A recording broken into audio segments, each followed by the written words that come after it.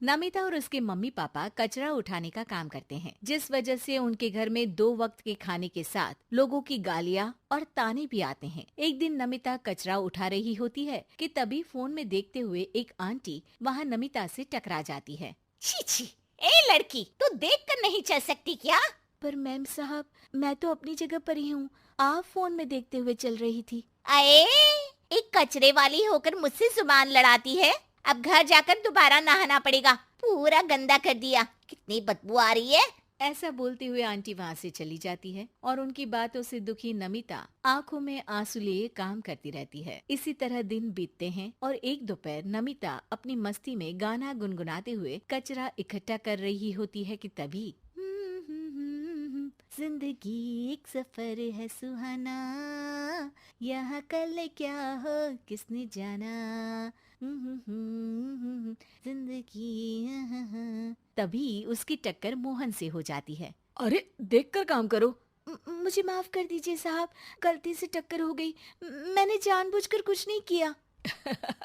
ऐसा कोई जानबूझकर भला करेगा भी क्यों, कुछ नहीं होता।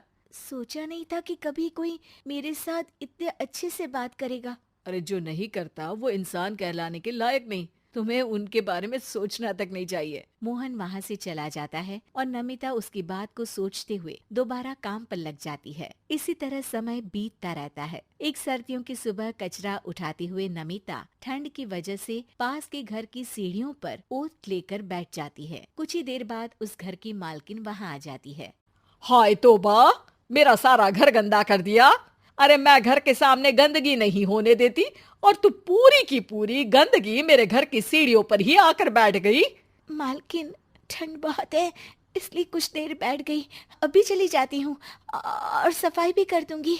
अरे यहाँ बैठकर घर पहले ही गंदा कर चुकी है, अब छूकर अशुद्ध भी करना चाहती है।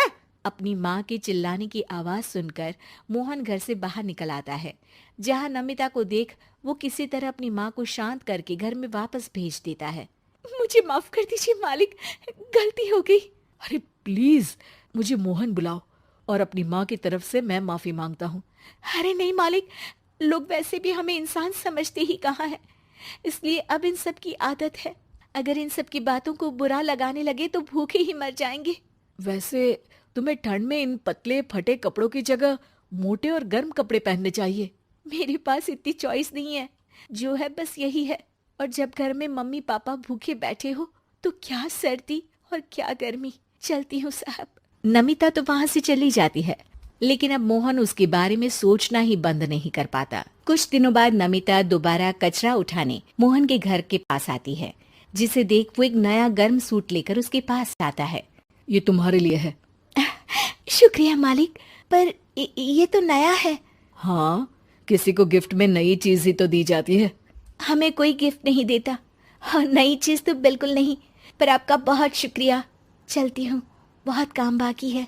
एक बार फिर नमिता मोहन को अपनी सीधी बातों और साफ दिल से प्रभावित करके चली जाती है। अब मोहन उसकी बातों और सोच में खोया रहने लगता है। जितनी बार नमिता उसके घर के करीब आती है, वो किसी न किसी बहाने उससे मिलता रहता है।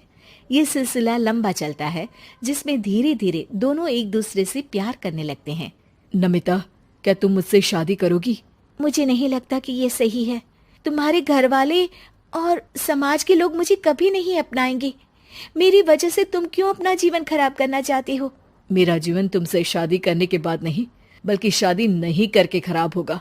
मेरी बात मानो, सब ठीक होगा, भरोसा रखो। मोहन के प्यार और उस पर भरोसे के साथ नमिता शादी के लिए हाँ कह देती है और अगले ही दिन वो दोनों कोर्ट मैरिज कर लेते हैं। इसके बाद मोहन नमिता को लेकर जैसे ही घर पहुंचता है तो वहाँ उसकी मम्मी, जो अपनी सहेलियों के साथ किटी पार्टी कर रही होती है, उन्हें एक साथ देखकर हैरान रह जाती है।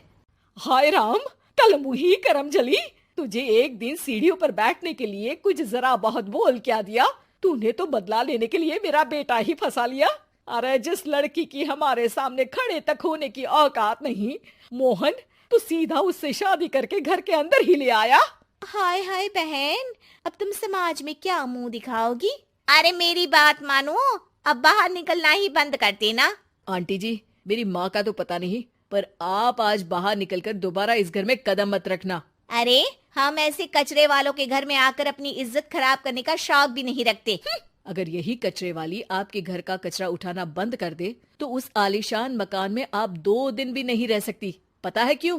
क्योंकि आप जितनी गंदगी फैलाते हैं ना, उसे ये साफ करती है, इसलिए आपका घर साफ रहता है और आप उस पर घमंड कर पाती है। इस हिसाब से तो आप और हम कचरे वाले हुए। ये नहीं, कुछ भी हो, बीमारी, ठंड या गर्मी, ये हमेशा अपनी फिक्र ना करते हुए आपको सेफ एंड क्लीन रखने के लिए सफाई करने आती है और आप इसे ही गंदा बोलती है। शर्म करो। मोहन की बात सुन के सबको अपने कहे पर शर्म आने लगती है, जिस पर वो नमिता से माफी मांगते हैं और मोहन की मम्मी भी उसे अपना लेती है।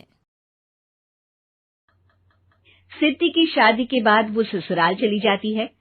पीछे रह जाती है भाभी रानी। सिद्धि के ससुराल जाते ही भाभी कहती है, अरे वाह जी वाह, सारे कपड़े मेरे। हाय रे पैंट, अरे वाह वाह, मजा आ जाएगा। अरे ये सिद्धि की अलमारी के सामने खड़े होकर क्या बड़बड़ा रही है? जा जाकर देख मेहमानों को विदाई की मिठाई मिली कि नहीं। अब हाँ माँ जी, क्यों नहीं, लेकिन पहले कपड़े तो बदल लूं। अब रानी आ जाती है सिद्धि के उन कपड़ों में जो वो ससुराल जाने से पहले घर छोड़ जाती है। अरे रानी, कुछ दिन रुक जाती। अरे ये तो सिद्धि बिटिया को मैंने ही दिया था, बड़ा ही फबता था उस पर, तुझ पर तो कुछ खास नहीं लग रहा। अब वो ना मेरे सारे कपड़े गीले थे तो सोचा पहन लूं। वैसे भी सिद्धि को कौन सा भी पुराने आउटडेटेड कपड़ों को पहनना है। वैसे भी ये सूट तो मैंने तभी पहना था, वैसे खास है भी नहीं ये। हाँ ठीक है, लेकिन ना मेरी सिद्धि पर तो जमता था। सारे मेहमान चले जाते हैं और सिद्धि ससुराल से मायके पहली बार आती है। अपना घर, अपना कमरा, अपनी अलमारी। ये बोलकर जैसे ही सिद्धि अलमारी खोलती है तो सामने उसके कपड़ों की जगह कुछ और ही रखा होता है। माँ, ओ माँ, जरा कमरे में तो आना। सास और रानी वहां पहुंच जाते हैं। रानी ने पहनी होती है सिद्धि की जींस और टी शर्ट। अरे भाभी, ये क्या?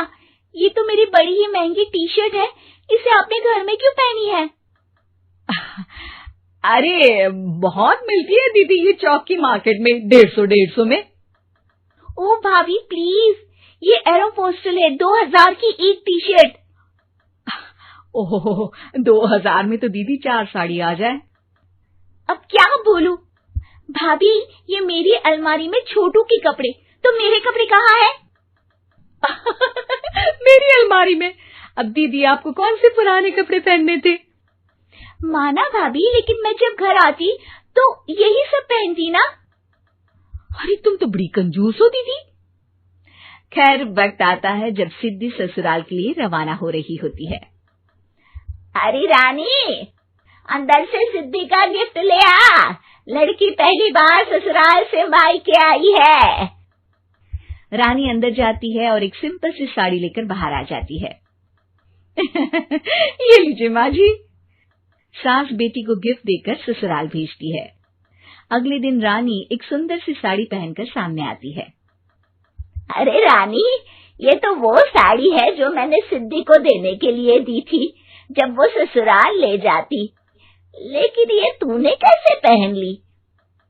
अरे माँ जी, ये साड़ी तो मुझे बहुत पहले से ही पसंद थी, लेकिन चिंता ना करिए, मैंने सिद्धि के लिए भी अच्छी सी साड़ी दी है। हाँ। तभी सिद्धि का फोन आता है। क्या माँ, कुछ अच्छा तो दिया होता ससुराल ले जाने के लिए। अरे पहले दिखा दिया होता। ये चमकते हुए पैकेट में नौकरानी वाली साड़ी मत दिया करो माँ। अरे बेटे, वो तेरी भाभी ने ना गलती से उससे पैकेट बदल गया। हाँ, मैं कल ही तेरे भाई के हाथ से तेरा वाला पैकेट भेज दूंगी। अरे रहने दो माँ, आई एम श्योर भाभी ने अभी वही साड़ी पहनी होगी जो तुमने मेरे लिए रखी थी। तुम तो समझ नहीं पाई उनको। खैर छोड़ो, मैं ज्यादा बोलती अच्छी नहीं लगती, रहने दो, आपको उन्हीं के साथ रहना है, फिर बात करेंगे। सास को रानी पर गुस्सा आ जाता है। वो उसके कमरे में जाती है जहाँ वो शादी का एल्बम देख रही होती है। रानी, मार्केट जाकर एक ऐसी ही साड़ी लेकर आ कल प्रतीक जाकर सिद्धि के घर दे आएगा। अरे क्यों माँ जी, कितनी साड़ी देनी है दीदी को? यहाँ कोई सेल लगी है क्या? अरे चुप कर, मेरे बेटी के हिस्से की साड़ी खुद पहन ली, अब ज्यादा ज्ञान बांट रही है। एक दिन सिद्धि का फोन आता है। माँ, मेरी सास ने आप सबको खाने पर बुलाया है। सारे लोग सिद्धि के ससुराल पहुंचते हैं। खाना खाकर वो लोग निकल रहे होते हैं कि सिद्धि की सास सभी को गिफ्ट देती है। अरे बहन जी, बेटी के घर का खाना खा लिया, यही बहुत है, जो आप ऊपर से गिफ्ट भी दे रही है। अरे बहन जी, आप भी कहाँ इन बातों पर विश्वास कर रही हैं। सास सभी को गिफ्ट देती है, लेकिन रानी को जो साड़ी देती है वो अजीब सी हरे रंग की, लाल रंग की बड़ी छाप वाली होती है। अरे छी, ये कौन पहनेगा? सासू माँ को तो जरी वाली इतनी सुंदर, और मेरे लिए ये नौकरानी वाली। अरे भाभी, दरअसल मैं जब भी घर आती थी, आप वापसी में ऐसी ही साड़ी देती थी ना, तो माँ ने सोचा कि आपको आपकी पसंद की ही साड़ी क्यों ना दी जाए। बेचारी रानी, बोलती भी तो क्या। सिद्धि और सास रानी का चेहरा देखकर हंसने लगती है, तो रानी समझ जाती है कि अपने ही बिछाए जाल में वो फंस चुकी है।